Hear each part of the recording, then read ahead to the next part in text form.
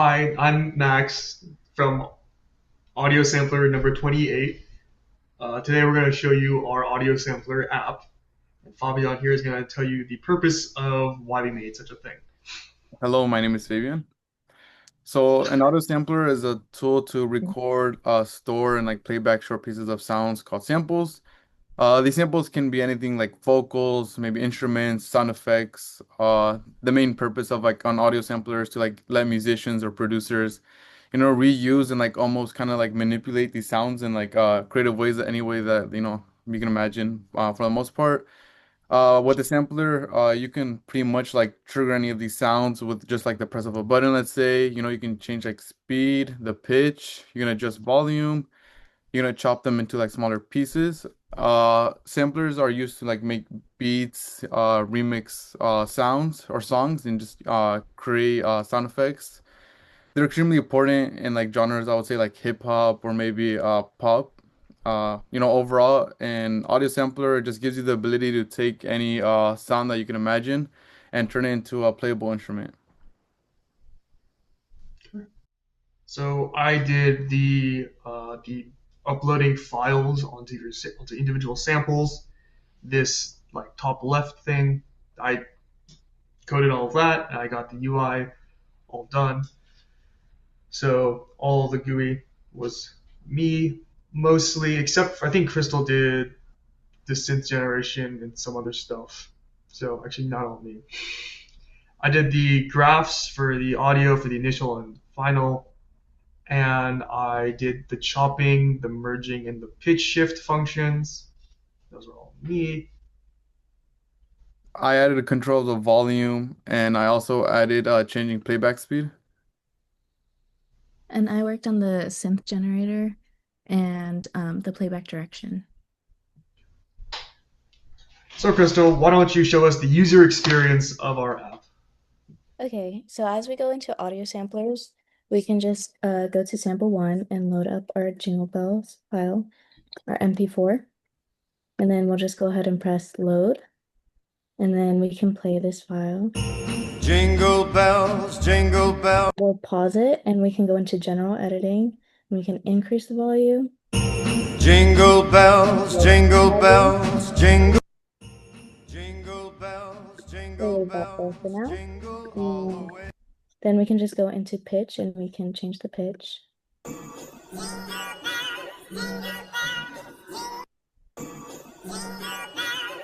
And we can just change the speed of the file.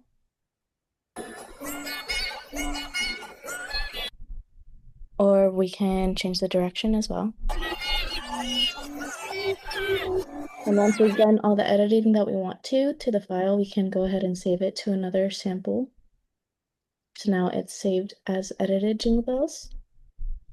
And then we can go to, we'll go into the synth generator next. So we can go and create a synthesizer tone, and I'll add the frequency is around 260, which is around a middle C.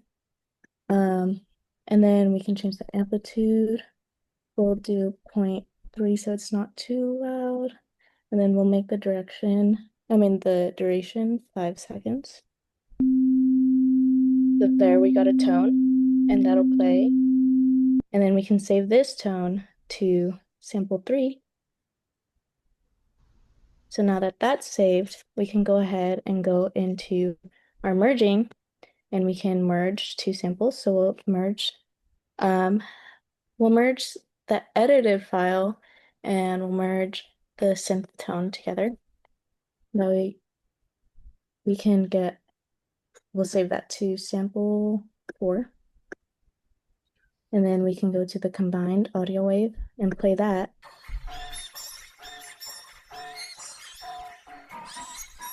And let that play out, then it'll play the tone. Oh, right now it is currently chopped. So we can go into chopping.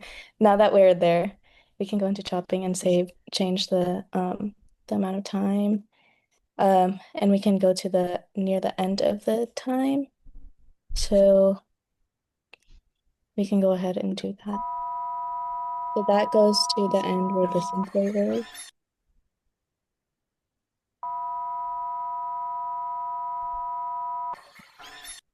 Oh, okay, so right now it's currently in reverse.